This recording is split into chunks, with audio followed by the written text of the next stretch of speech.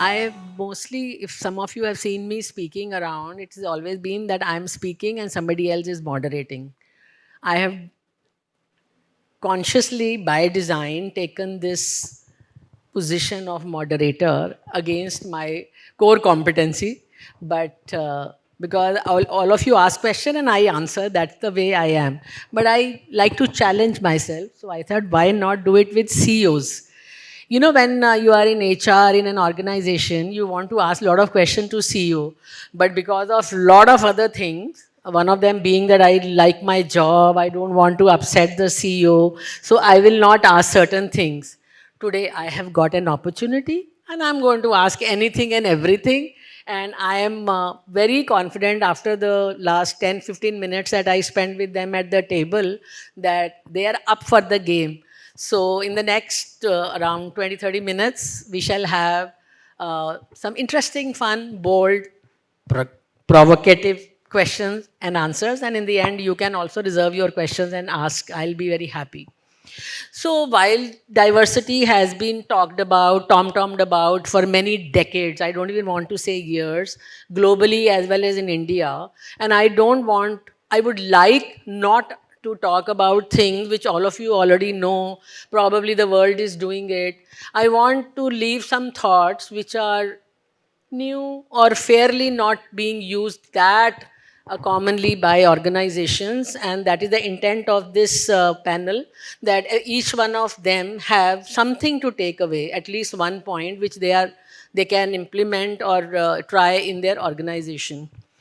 I want to focus on a few things, and I'll start with the information flow. Information flow. What do I mean by this? uh, all of us know that top positions are protected positions. CEO probably uh, doesn't get to hear everything that is happening in the organization, and several CEOs adopt different methodologies to keep their ear to the ground. As far as diversity and inclusion and equity and belonging and justice and all those things come into the picture, I think CEOs just don't want to know. They don't have mechanism to know, and hence they feel everything is hunky-dory. And I want to ask Vishalji that in this space of information flow or lack of it, in terms of culture of inclusion, what are your points of views? Thank you, Ritu. I never knew that my job was a protected position. So thank you for making me aware of that. I think that's the worst way to do this job. Yeah. Any individual, because we are all individuals end of the day, and we all employees, of the same organization. And if we start thinking of ourselves as being in a protected position and in an ivory tower, I don't think we deserve that job, first of all. Right? That's a very bad place to start from. Let me just make that point. Let's come to the question now. Information flow. I'll put it like this. I think there are formal mechanisms and informal mechanisms. Naturally, it starts first of all from you as an individual in that particular role. What do you desire? What do you want to do? There are people who are very interested in this particular topic of DE&I, and there could be somebody else who's not interested. So we'll start from there. Yeah, the one who's interested is naturally going to want more, know more, have an impact, make sure things are happening, look at outcomes. And someone who's not interested will not do much of these. They'll probably delegate this to the CHRO or somebody else and move on. Life goes on. Let me focus on business results. So you won't really make much progress on this. So I'm someone personally who's extremely interested. Yeah, for me, HR, the way I like to say it is, finance is my right hand, HR is my left hand. One is the navigator. It tells me how the business is doing, and the other one is my navigator in terms of people, because end of the day, people run the business. If my people are not in the right place, my business is going to collapse anyway. And if my people are in the right place from all points of view and metrics, the business will automatically do well. So from a formal mechanism perspective, you have all the data coming in. You can look at your, let's simply call it diversity metrics. I won't go into them 1, 2, 3, 4, 5. You're all experts here. Yeah.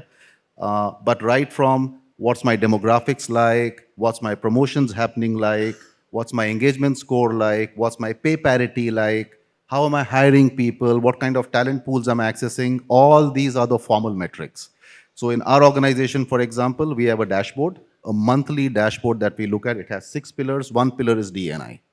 Okay? And then there are the 5 pillars, including productivity, linked metrics, which HR is responsible for.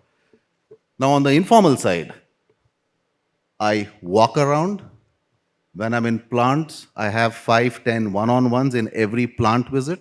And that's not with people who are senior up there. A couple of them are with people who are senior because I anyway interact with them. But the majority is with people who I don't normally interact with. These are one-on-ones, okay? Not in a group, because in a group, you typically won't have good conversations. You won't have open conversations. I think over time, people are now aware that this is a guy who's interested.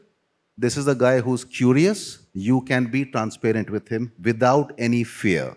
That's very important. Okay, so in this role, you have to make sure that you don't come across as intimidating. You don't come across as someone who's trying to, thrust your intelligence on people. You need to be someone who's looking for using the intelligence of other people. Yep. So that's the informal way of doing it. Uh, for example, I sometimes call people to my room for meetings, but most often I go to their rooms or I go to their place and go there and have a chat with them. If you have the pulse of the organization, by talking to people, information will flow to you automatically, even if you don't ask for it. You'll get to know what's going on. Yeah. So formal mechanism, informal mechanism, but very importantly, what I said right in the beginning, how you position yourself as an individual, as a leader, is extremely important. That will decide whether people will talk to you or not. It's often said, truth does not talk to power. This is a reality. You got to make sure that you are the power whom truth talks to. I hear you. Those words are actually music to my ears. And I'm not going to assume that practice and words don't match, but because they obviously do in some organizations. So, Karthik, I want to build on what Vishal has said. Uh, and the word which is going on in my mind is the intent. Every CEO has the good intention of being diverse and inclusive in the organization. And I'm sure all of you don't doubt that at all. But that is where safety comes into the picture. And the word which is hovering in my mind is silence.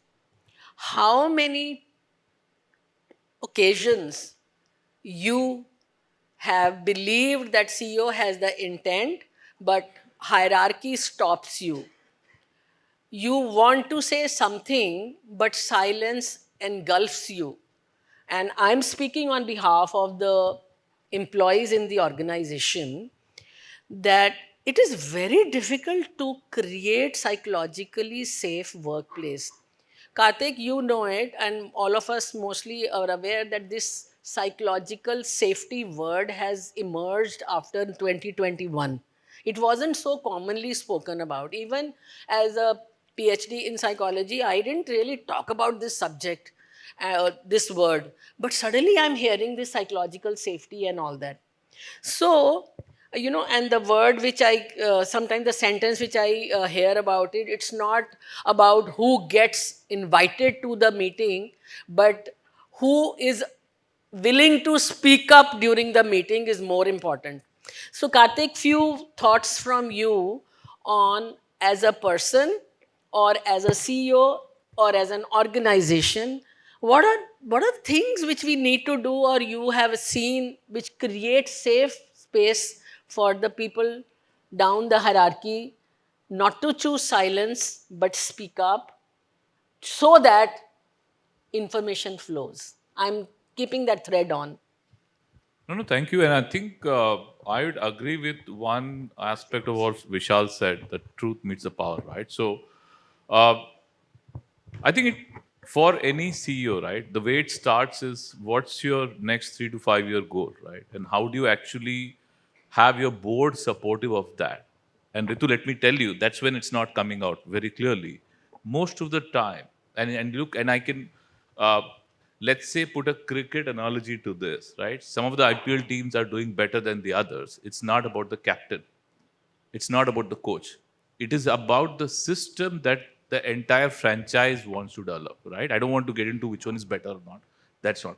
So basically, it starts with your alignment with your board in terms of the next 5 years strategy, investments, course corrections, learning, failures, and accounting for all that. And I'm telling you why that is very important.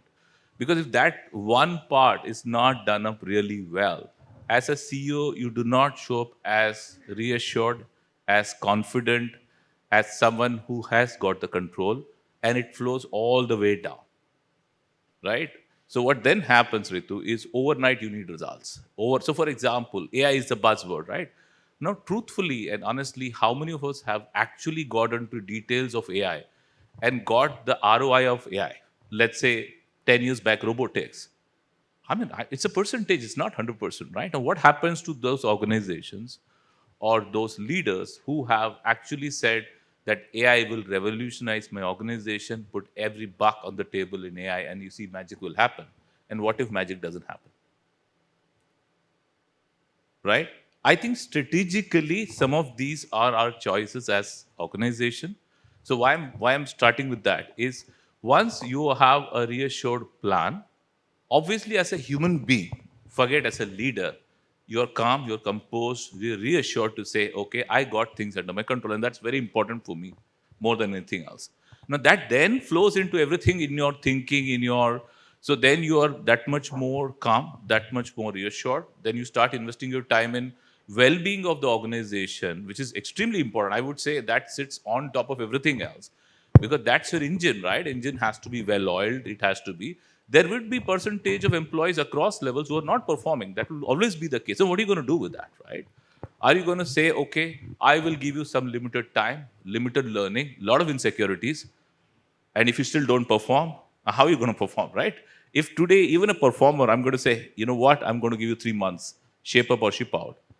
What are the choices? Forget 6 months, 9 months. Insecurities is going to go up. So this individual or a leader who's the CEO is also not performing overnight. Okay. I think how do you cut through that? I think the only way is this is where the true inclusion is extremely important. So when you prepare your goal, start from the middle managers way up the top, give them this goal to say, this is our organization goal, this is what as an organization we want to say. Let everybody come and critique, be part of it.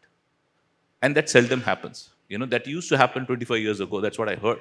These days, I don't think so. Leaders You are have inclusive. touched a raw nerve, Karthik, that middle management, middle managers.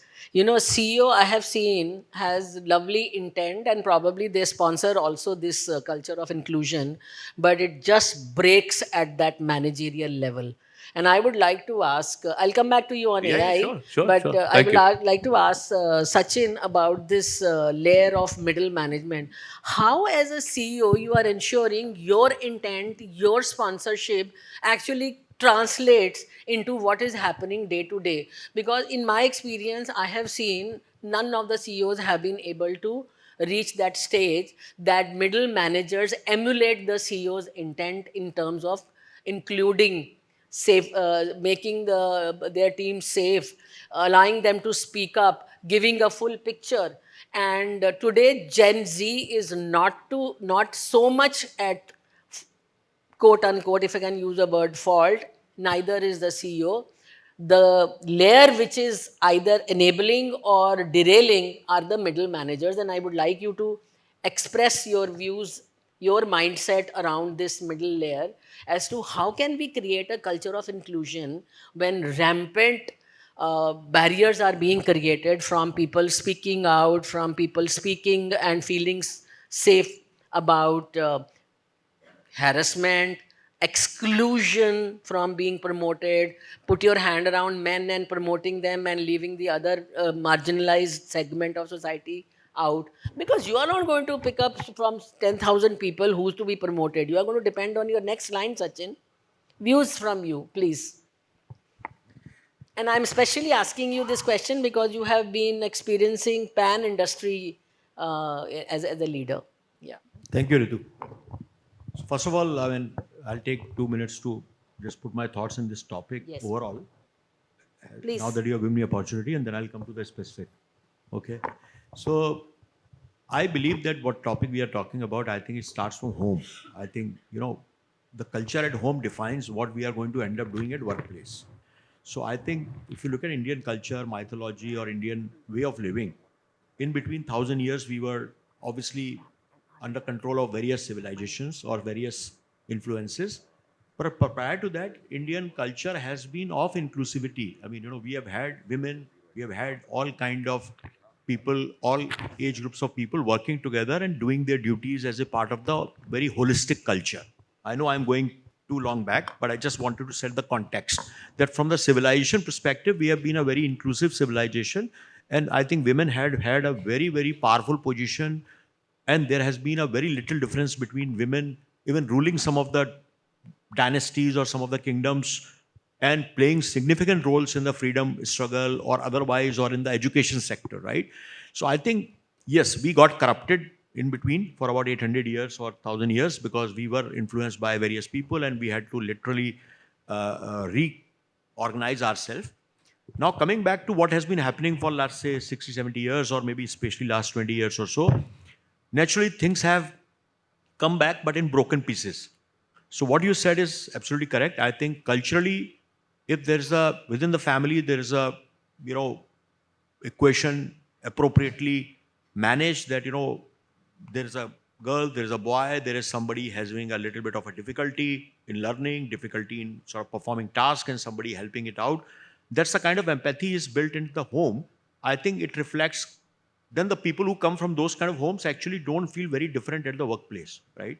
But unfortunately, whatever reasons are, I think our society today is basically having that challenges, and that reflects in the women workplace also. See, today the participation of Indian women in the, or I'm talking women, obviously I'll come to the overall diversity part, but let's say women, which is the majority of the issue which we talk about from diversity perspective. Today our participation of women in the workplace is only 28.7%. Worldwide is about 49%, right? We have a long way to go. Indian women, there have been prime ministers from India and chief ministers from India far, far long ago compared to the West. Till today, America has not seen a president which is a woman. Japan has just got the first prime minister which is women. I mean, it's a matter of really embarrassment and it's a matter of pride for Indians, right? So I think we are moving, but we are moving in pockets. And that's where they have gone to 49% acceptance of women in the workplace. We are at 28%. But big difference I want to highlight here is that work, same pay for same work, India is far ahead of others. We actually, when we go to colleges, we hire, we don't differentiate between people. So that's a very unique point. America still talks about it that, there should be equal pay for equal work. They still are protesting against it. I mean, this is a very funny situation. Now, coming to the middle management part, which you talked about, see, middle management doesn't come from the air. Middle management is the same. Today we call Gen Z, it was millennials, it was XYZ. They have become middle management today. And it is a middle age crisis for them, let me tell you. They are the most vulnerable people of the industry or the society today because they have more obligations, they have more liabilities, their skills are getting redundant because of AI coming in, because of challenges in the industry. So Gen Z is confident because they see the future belongs to them. They see that they can learn faster. They see they can challenge status quo. People like us sitting here, probably we are at the fag end of the career. We are secured because we have already done what we wanted to do. There is nothing much we can really push beyond. So I think the point which you are making is very important, that unless this middle part really gets fixed, the problem will not get fixed. And it has to be pushed from both the sides. I think the youth should also be demanding, and the top management should hold them accountable in every aspect, right? And I've seen many companies, like you rightly said, I work with IBM. IBM used to be one of the most diversity, inclusivity employer 10 years, 15 years back. We used to have women working from home. We used to have mother, coming back to work, all that stuff. But I think it has become more relevant in the companies. Its growth is happening with a lot of government interventions. But yes, this middle part is something which is a problem, but it has to be systematically addressed by every organization. It's not a collective problem that we can have a one solution for everybody. Yeah. Thank I'll you. hold on because I know it's a long Thank you, cycle. Sachin. And I want to quickly ask on this topic to Vishal as well as Karthik before I go to Firoz for some other question. Yeah, just a couple of thoughts on this. You know, you said what's in the mind of the CEO, how does it translate, and how what role does the middle management play there? Let me say this: it can't happen like that. Conceptually, that's not the right way to approach it. Um, you know, it can't be that one person, he or she, has this brilliant idea in their head, and then they are trying to cascade that down an organization of 3,000 people. That's the wrong way to do it. This is 30 years back how organizations used to run, you know. Nowadays, does anyone here like to be told what to do? Or you'd like to be included in the decision-making process? I think the second one is what all of us would like, yeah? Even 25 or whatever, 35 years back when I was starting my career, I liked those managers who actually called me and said, Vishal, what do you think about this? And you followed that much more and you executed that much better because you were a part of the decision-making process. That's point number one. Point number two, everybody, before they grab an idea and move with it, the question that needs to be answered is, what's in it for me? How does this benefit me? Similarly, for the business, the question needs to be answered, what's in it for the business? How does this benefit? Diversity, equity, inclusion is good for business. We have enough science behind this. We have enough data behind this. Anyone Googles, you can find it. So I think if the leader of the organization and the leadership thinks that this is the direction we need to move in, involve people for God's sake. It's not my idea that needs to get cascaded to everybody. I need to talk to people, at least to the 100 change agents, the key influencers out there. Okay, you can't talk to 3,000 people yourself, but you can definitely talk to the top 100. And those top 100 manage everything else. They are the ones who people really follow, not you, right? So if you manage to make people a part of that decision-making process, explain to them the rationale, why are we doing this? I think driving that initiative or driving any change in the organization will be 10 times easier. You will have middle management aligned to you, and middle management will move. I don't want to overdo this AI stuff, okay? Because I think AI affects a certain sectors much more than it affects others. There are certain sectors where AI, we'll see. It'll be 10 years before AI comes and has any impact out there. So yeah, I just wanted to add those thoughts. Karthik, you want to say something? Yeah, quickly. So I think just leaning on to the discussion, right? The how to part is very important, correct? The how, I mean, obviously we all agree in a certain form that it it is extremely important to recognize that DEI is part of your growth strategy. But the how to part, I feel, starts from wherein you reach out to the middle management, even if possible, one level below. You do the walk on the floor, talk to them individually, get their ideas. I think even before changing it, it's important to get their ideas of what their existing thought is all about. And then maybe try to kind of get them to contribute to the strategy. Because if they start contributing to the strategy, they're already included. Now, some of this you can implement, many of this you cannot, but at least they know I've been heard. At least they know what the thought of the organization is all about. Today, I have seen at least most of the organization, what happens is after you form a strategy, you get your EVPs in the boardroom and say, this is what we're going to go. And maybe in the name of having 2-day brainstorming session. But even after 2 days, I can tell you, most of the EVPs will what they say. They say, yaar, hamari kaun sun raha hai? This is what it's going to be. Okay, let's follow the flow, right? I, That's what, isn't it? That's what happens most of the time. Now, if you want to go contradicting to that, I think go grounds up to say this is what we want to achieve. Do you think it's a good idea to achieve? What are your thoughts? It's a hard work, Ritu. It's a hard work, but that's what will make an organization what will be in the future. I think most of the leaders, I'm telling you, they love getting into intellectual discussions. Real hard work, many don't want to do. I mean, that's my learning, and that's what I do. I live by it. That I would have known some thousand names just in my brain, right? I would have known by them first name basis. Big simple question: how many of the leaders would know their employees' first name basis? depends on the size also, but Yeah. I, I have a worm in my brain or a mind about this. As a CEO, I say something, I implement, say go ahead and implement this, and how well we are reviewing what is happening with what frequency. I have a little bit of a kida in my mind, and I don't mind. I always bring that back into this, and that is the question which I'm going to ask Firoz, continuing from the thread where all three of them have left, about primarily in my mind it's middle management, because the managers, the project managers, I have experienced too many harassing stories where team have exercised silence over speak up and left the organization without even saying anything, and the culture keeps multiplying as it was, because the person who wanted to speak but never spoke left the organization. And here I have an organization, uh, small, medium, I'm not going to say anything, but which has apparently zero attrition or negligible attrition. I also come from an organization about, which has always boasted about 10-12% attrition in a industry where it was 25-30 attrition. So what is it, Firoz, your organization or you are promoting, encouraging, doing, as your point of view, I want to know, where directly the employees are feeling safe to speak up and stay in the organization? Yes, Ritu madam. Yes, so first I'll just clarify a little. So in every business has a different dynamics, right? So I come from a people's business, which has no plant, no machinery, 1,300 group of people, worth 25,000 crores.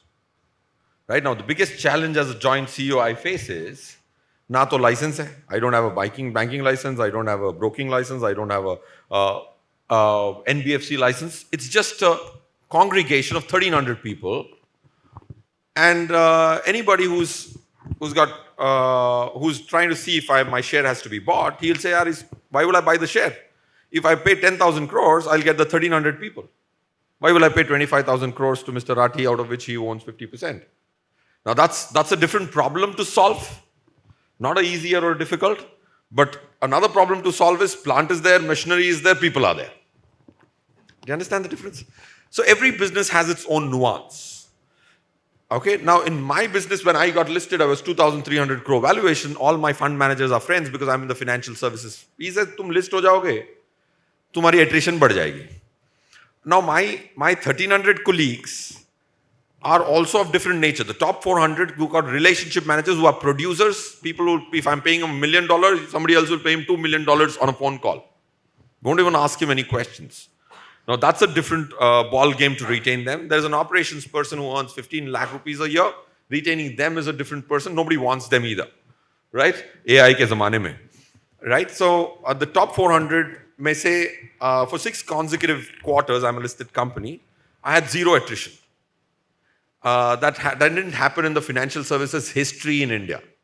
That relationship manager zero attrition. आप लोग भी बैंकों के साथ deal करते हैं, तो जब भी अब हर 2 महीने में, हर 15 दिन में एक फोन आता है, मैं आपका नया रिलेशनशिप मैनेजर हूं, राइट? मैंने सेव करने लग गया, X bank 1, X bank 2, I am on 16th now. Okay, now in that industry, I'm on 16th because he is calling to see whether RTGS clear करूं कि नहीं clear करूं. That's why I started storing. But otherwise, you're not going to store because you also get cold calls from the same bank. You get very important calls from the same bank. That's coming back. So what we did was, one is, how did we solve this? 10 years back, we all sat together. We were just about 40, 50 relationship managers. I'm a relationship manager myself. Joint CEO is another part-time job. So you double up. You double up as a relationship manager. So we wrote, हमने company छोड़ी क्यों previous? We wrote down 50 into 3 reasons why Firoz left a previous company. So ideally, if there was if these were mutually exclusive data points, I should have had 150 reasons. But there were only 8 reasons. So we said, if these are the 8 reasons we cumulatively left, let's see how we solve these 8 reasons in our company. Then that's where I will not get into bore you with this. There was one thing which was very important is my bosses were inadvertently lying to me in the previous company. They were calling me entrepreneur, But I was not an entrepreneur. They were calling me entrepreneur. मैंने बोला sir आप मुझे entrepreneur बोलते हो, Diwali gift के 500 रुपए की budget नहीं देते हो क्लाइंट को एक्स्ट्रा. Entrepreneur का ऐसा थोड़ा होता है. मैं मर जाऊंगा तो can I give my clients to my kin? No. I have to give it to my competition, who's my other relationship manager. So we inadvertently lie as CEOs. So you make a check, that's one thing. Second, I put a box out there. There is a box on the floor. आपको जो भी CEO के बारे में लिखना है ना, उस बॉक्स में डाल के डब्बे में डाल दो. फिर उसमें क्या डब्बे में गया, that is also available for public domain. किसी ने गाली लिखी थी, वो भी एक्सेल शीट में नोटिस बोर्ड में आ गया. तो पीयूष देखो, सीईओ के प्रति प्यार आता है किसी को, जलन भी आती है, साल इसकी पगार आ जाती है, लिस्टेड कंपनी हो. तो you put transparency is all about, if you are able to vent out, then we get talking, right. पहले तू मुझे चाटे मार लेना पहले, then let's get talking. If there somebody angry on a road rage, हाँ मेरी मिस्टेक है, तो एक चाटा मार ले, then will get into police को बुलाएं, इंश्योरेंस वाले को बुलाएं. So venting out is very critical. So you have to allow them that, right. Google के सीईओ की पगार है ना पब्लिक डोमेन में, 1000 करोड़ किस चीज के ले रहा है, सबको थोड़ी बहुत तो जलन होती होगी, right. So like that, so you have to allow channels of venting out, then you get talking on data. And the last one, I'm taking this. Continue. This is one thing which really helped us and can be extrapolated in other industries. Lead indicators. Search for lead indicators. What do you mean by lead indicators? Can be seen on an Excel sheet. Whom to talk to. Now, for example, in my business, the toughest part is to bring a new client. So we see that as a lead indicator of narazgi. If a relationship manager has not done 2 activities, selling a specific product, which is proprietary product, if he has not sold, and if he has not brought a new client for 3 months, that doesn't imply that he is not capable. It implies that there is narazgi. So the department sends me, retention department sends me an MIS that these are the 8 potential people. They seem to mathematically have a problem. Call them and check. I can't speak to 1300. I speak to those 8, saying that kuch hai kya, bata mujhe. So those are helps lead indicators. I continue. I hope your 25,000 crores become 100,000 crores and many more with 1,300 people at the max, because this cannot be done with lakhs and lakhs of people. But fantastic effort, because, and I can't resist saying this, that even large organizations have created smaller units, made them wholesome units, call them vertical function department, whatever you may be, and do exactly what he's doing, because that is most important, the feeling of touch. Of course, CEOs have to have some meta to be able to receive gali, and in the public domain, those people are made of a different kind. But social media mein, I think what you are saying is becoming possible. I want a little bit this answer from all 4 of you, and policy to practice. Okay, HR comes to you for a policy, you sign it off, but don't show active sponsorship about it. And coming down to specific at the topic of today's discussion, inclusion, I have seen many times CEOs will say, yeah, okay, but when it comes to budget will be minuscule, and whenever there is a stress on the contribution margin, we all know what gets crunched, and L&D, DI, and all those things. Having said that, I'm sure each one of you have some example in your mind, the conversation you had with your CHRO about this budget, and how to create an impact, and what kind of impact you are creating. Teams Marksmen, the one thing which I liked about them, and I have quite a lot of hope on this, is the DEI index. I've seen some of the parameters being tasked, and trust me, in my experience, if that is the only thing, and Vishal did mention about it when he started speaking about it, that how he's allowing the information, or how the information is flowing to him. I have some views on this, but one thing absolutely is correct, that the data, what data you guys are looking at, will tell you 50% of the thing, and rest of the 50, all of you will have your own views. So the question that I have is that how are you mandating personally measurement of the parameters to create an impact of your organization the way you want it as a CEO. Manish ji, I don't want to start with you because you probably are warming up. So Sachin, Vishal, and then Karthik, and after that Manish. But very short answer. We are also mindful of the time. Yeah. So basically, I think policy to practice, obviously, it is not in only DEI. Everywhere, every aspect of business needs to have the execution plan and measurement of that. Just one thing I want to highlight is that I think sometime, and nothing taking from HR perspective, but many of the organizations I've seen that, we start doing things for the sake of doing, right? And that is precise the problem with DEI kind of programs, because it has to be done in the spirit. It's something lacks that. And eventually what happens is that we have all the tick marks, but the culture doesn't change, right? And that is the one thing I would like to focus on, and wherever I am, I try to do that. Is there, how much real that program is? How many people you have been able to elevate? How many people you have been able to bring to the funnel? Are you having when you make a choice to hire a salesperson or any other person in the operation, or in a most difficult job, which is to be there outside in the field, do you really look at the parameters and be biased? If you are not, probably your policy is working fine because culture has changed. But if you are just, every end of the year, if you are just taking the stock of things that, okay, we did 22% and now we have become 24%, and we did 1 and we have done 2 now, I think that is something which is very cliche and it doesn't really work beyond a point. Agree, absolutely. Vishalji, So, yeah. your views on one example? Yeah. Yeah, so I would say, very simply put, formal mechanism. Yeah, remember earlier I spoke about the formal and informal part. This time I'll say formal, or the hard part and the soft part. I think the hard part is very clear: plan, act, review. Yeah, make up your mind what you're going to do, involve the right stakeholders, start working on it, measure it as to what progress you're making, and if you're going off track, course correct. That's one way to do the policy to practice. But more importantly, I would say, more importantly, is the culture that you're building. And when we say culture, these things have to become a part of the way you operate.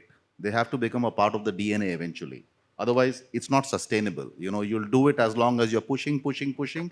Some people may follow this out of fear and implement this, that if I don't do it, I'll get spanked. But if you really want this to be sustainable, even when you're not there, if you want people to do the right thing, even when nobody's watching, it's got to become a part of the culture. To do that, A, lead by example. B, remember I spoke of the 100 change agents and influencers earlier. Make sure they are leading by example, and make sure these are a part of daily conversations. You do that, the practice becomes embedded. And once it becomes a part of the way people think, work, and breathe every day, it is fully sustainable. It will last forever. Karthik? Yeah, I think obviously it's been already covered, but in short, I would say bottom-up approach is the best way, and that's part of the culture, very, very important, so that you don't have to push. It is part of the process. Second, as and when some of the departments, some of the leaders are going against the flow for whatever reason, that's a time you need to spend time with those leaders, reason it out, understand, course correct if there is a real issue, right? Because there are some genuine issues also in kind of implementing the DI in some department, some business, for whatever reason. You need to reason it out, you need to accept. So your intervention when things are not followed, how you reason it out, how you understand course correct, will kind of form the, actually, Vishal made a very good point. Even when you are not there as a leader, forms a culture to say, yeah, this is important.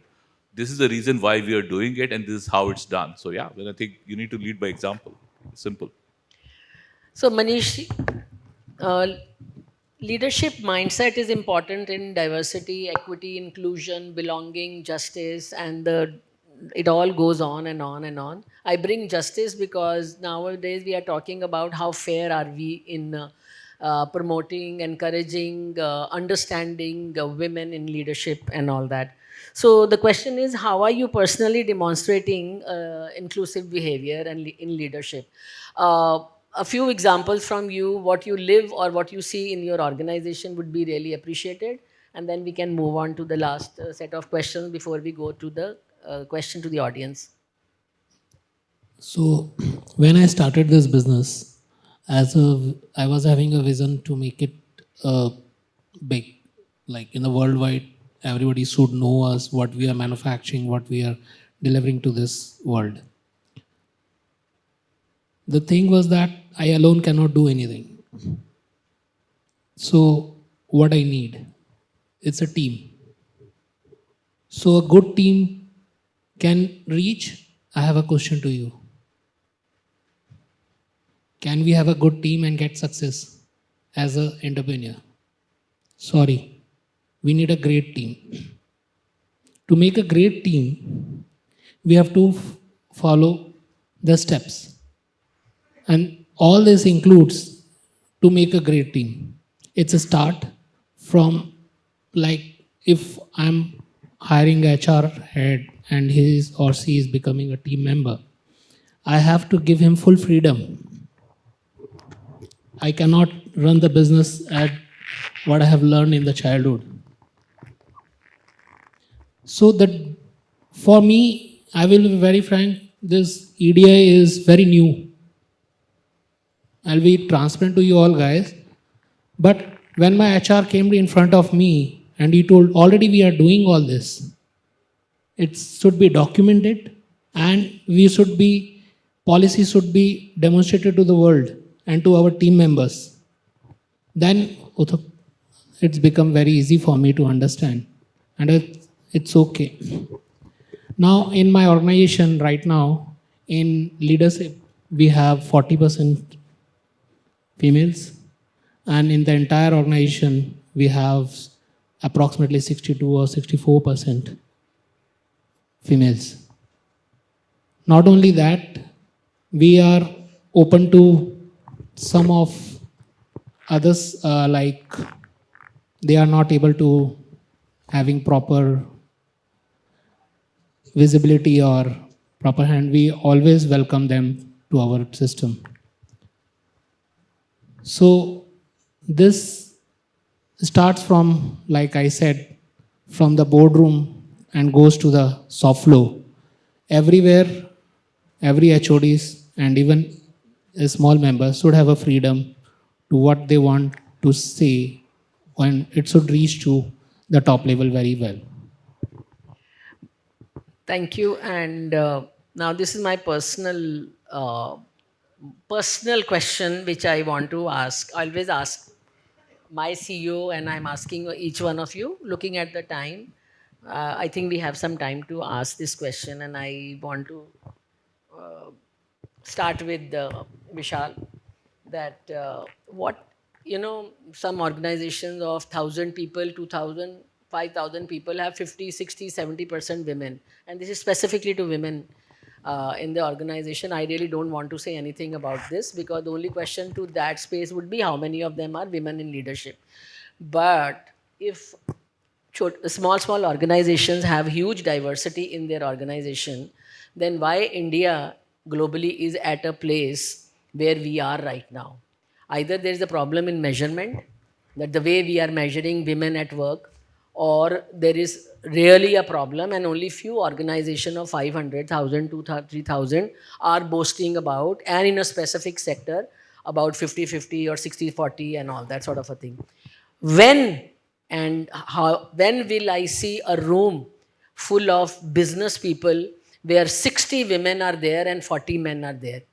What do we need to do jointly as a country to get to that space that we stop measuring men and women ratios? By design, automatically there are 6-7 women and 3-4 men. What do we need to do? Any ideas? Vishal, Karthik, Sachin, Feroz, and Manish. So to make you happy, No, don't make me happy. no. To make you happy, that 60-40 is here. ये गलत है, ये DEI की बात है, यही तो मैं छुपाना चाहती हूँ. No. But it's a fact, right? It's a fact. You have a room today where you have a 60-40 ratio. Now you may say that, okay, that's because... Thank you for even mentioning it. Thank you. Yeah, that's because, this is largely a HR fraternity, and we have a lot of women, fortunately, at least in HR. But, that aside, I think there are a few angles here. So I'll take 2 minutes. Bear with me on this, on this response. He spoke about Indian culture, right? And he spoke about India being very diverse in the past. I wasn't there 1,000 years back. Yeah. I don't know what it was like. We can only hypothesize. What I do know is when I step out of a certain cultural area, let's take the top 20 cities of the country, and I go to the countryside, it's very different. I'm not sure how many families, how many parents actually encourage their daughters to really go out and work. This is a question mark for me. Now, I could be wrong. I have not lived out there, but I have traveled. I have a lot of people I know who come from those backgrounds. Okay? And even in Mumbai, in the place where I stay, okay, which is a reasonably nice society, I know families who, when they talk of their 21-year-old daughter, are saying, "Iski to ab shadi karana koi acha ladka hai kya?" Now, I'm probably definitely not talking about 100% of people, but I think I am talking of a certain part of the population where, unfortunately, this culture still persists. This is a reality. We can't hide from this. I think it's changing, and it's changing fast, and it's changing for the better. But this is a problem we have. When I joined the business, that I run today, back in 2023, 2.5 years back, we had 11% women. Today we have 23 in 2.5 years. Now let me also tell you this. 11% women, 10.5 were in headquarters, not in the factories. Today, out of the 23, half of them are in the factories. We took steps. So to answer your question on what can be done, Ritu, we took steps. We didn't even have a female washroom in the plants. And these are large plants, 150 acres. You can get lost out there. And if you're not able to provide a certain sense of security, a certain sense of safety, and the basic amenities to have women there, how on earth are women going to come and work there? Then we are in the chemical industry. There are not too many chemical engineers around. Go to a chemical engineering, classroom and see how many women are there. It's the minority. So it is very sectoral. But you go to TCS, or probably even Datamatics, or you go to the software sector, I think there you're talking of 30, 40, 45, and even 50% ratios in some cases. So this is sectoral. It depends on what's the work required, who's prepared to do that work, what's your background, where you're coming from, what's the culture that you're coming from. I think all this has an impact. And we can't ignore this. We can live in our idealistic world saying this is how it should be, but you want to get there, concrete steps will have to be taken. And I do believe we are moving in the right direction. It's happening step by step. This will not be revolutionary, but it will be evolutionary. And it's happening. Madam, can I add on that? The managerial positions, I think we are already solving for it. See, it's like whiskey. एक दिन में तो नहीं बनी था, can live it 18 साल की. So today if I am hiring, if my HR has gone to 8 colleges, hired 26 people, out of which 22 are girls, then I'm actually solving the problem. You can't brew a beer overnight. So point I'm trying to make is now, for example, in Anand Rathi, like sir ने कहा, विशाल sir ने भी कहा कि बड़ा easy है financial services में getting to 50-50, right? In chemical industry, I'm a mechanical engineer. There was just 0 girls, 0. Okay, that time my perspective of having girls was different. Now, in the classroom, of course. Now, as a CEO, I would want from a diversity standpoint, right? Otherwise, सब लोग देखते थे तो mechanical engineering का है, boring life होगी तेरी. So now coming back to the point, we are already solving for it. But you have to be patient. The 22 girls को कल मैं manager नहीं बना सकता ना, तुम लड़की हो इसीलिए. So how many are we from different industries hiring from colleges today who will actually come into management?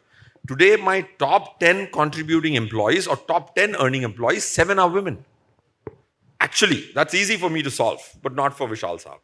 Right? But I can still boast about 7 out of 10 largest earning people being women. But my problem is smaller to solve. So you are here. That is why all these things are happening. So it's a good thing to know quickly. Then Quick point. I think we are talking about participation of women in workforce, etc. But there is one angle I want to bring it here. We represent the credit bureau, Credit Bureau. There are about 40 crore borrowers in the country, or 35 crore borrowers. You will be happy to know that 7.5 crore borrowers are actually the microfinance borrowers, which are women borrowers. And they are actually running their own businesses, small businesses. They are taking loan from 30,000 rupees to 1 lakh rupees and running their businesses, running their livelihood. So I don't take point of Vishal that, we do not have formal employment mechanism in the rural and hinterland part of the country. But we have 7.5 crore women actually who are running their livelihood and feeding their families or helping the Yes. family, either by Things- having a livestock, etc. Correct. So that's a very big point. Second point is that, with the again, I'll go back to the point, the culture. See, I think if you look at Europeans or others, why women are also able to become a Uber driver to pick up somebody at 12 o'clock in the night and not in India, it's a cultural safety issue. And that we all are, as a humans, we need to figure it out. It's not somebody else is going to figure it out for us, right? Third is, if you look at the aviation sector, number of women pilots in India is probably the highest in the world. So wherever we have safety, where we have created the environment, we are able to see the talent going there. And I think that's a bigger problem to be able to get solved. There's no, it's not a deterrent. I think the environment has to be created and all of us need to work here. Thank you. Okay, quickly. I think the one macro, the way I see it's about supply and demand, correct? So on some of the areas, let's say in the last 5 years, technology, like you correctly mentioned, and I've also seen some of the movies like Swiped Right or whatever. I think you should see, it's a very good movie, wherein there is a struggle for a female leader to be a tech head, right? I mean, the forum that they have, the peer in the organization, inside the sector, or whatever, there's a huge struggle. Because it's typecasted to say if you are a CIO, if you're a tech genius, it has to be he, not a she. So I think that barriers is kind of something that we need to break purely from looking at the supply and demand. One of the point that he mentioned very clearly is to say it will bottom up, right? To say the more number of, and I'm not getting into a he or she here, but more number of supply is there at any sector or any department, the better it is chance for the best person to come up. And I do feel in some of my individual experiences, she's better than a he. It's my individual experience. I'm not typecasting again, right?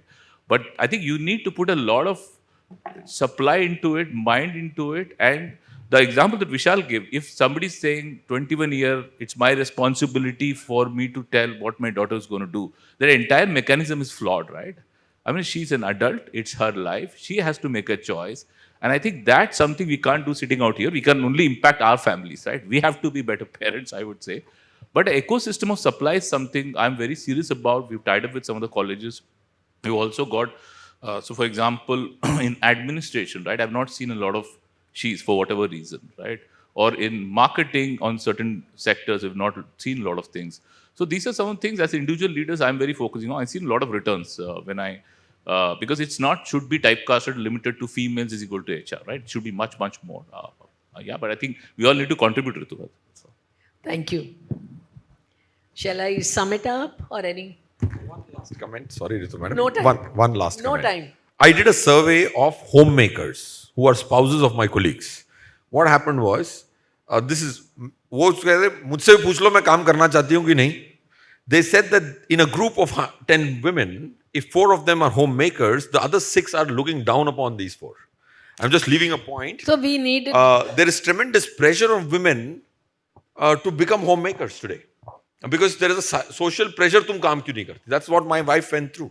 And then she had to work, not because she wanted to work. So I'm just putting a new variable on the table. There is a lot of debate we can do here. And unfortunately, I'm in minority. But this minority is going to just say, request all 5 of you to do one thing, which I think has succeeded in my experience. And if you are doing it, don't tell me, very good. If you are not doing it, please start doing it. And the only thing, 2 questions I want you to ask your direct reports. And I presume all function, department, vertical heads must be reporting to you, whatever the industry you are in, to your direct report. 2 questions. What is the percentage of women in the hiring pool that you have hired in the last year, quarter, month? Just don't expect any good, just ask that question and leave it. Second, I want you to ask that question that in your direct reports, in their direct reports, means your skip pool, what is the percentage of women? Answer may be anything. Just ask this question and step back. Within 6 months and 1 year, if you don't see improvement more than what you have seen, please come and tell me, because I will change my views. Thank you. Thank you very much. If any one of you have any question which you are really wanting to ask, please ask. कोई धांसू question. Come on. कोई है? देखो जी, जो डर गया और ऐसे हाथ उठाएगा उससे पूछा नहीं जाएगा. Yes. आवाज तो आ नहीं रही है, लेकिन थोड़ा और जोर से बोल दो. You have a loud voice. Come on. So thank you so much. My name is Alapani. My pronouns are she and her. I just wanted to understand how are you looking into the ESG part, driving DEI not at a standalone part, but more from the S part of it, and how do you see profitability from the ESG angle? Thank you so much. One of you want to answer this question? So, DNI is is inside the ESG umbrella essentially, yeah? Yeah. And in the S umbrella. Your question on where do we see the benefit of this? Again, I mentioned earlier that science has proven that diverse groups perform much better than mono groups. It's as simple as that. When you bring more diversity, and listen, this whole discussion today has been more around gender, right? But diversity goes way beyond gender. It's not just gender. But that discussion is for a different day.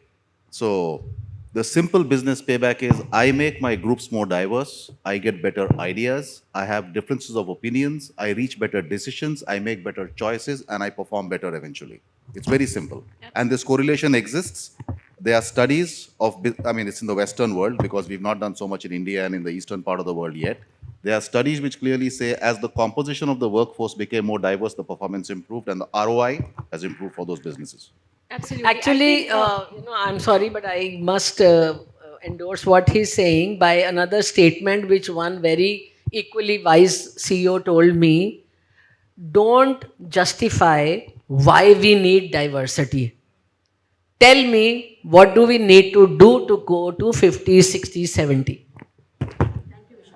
70, I don't know, because then we'll start creating diversity metrics for men.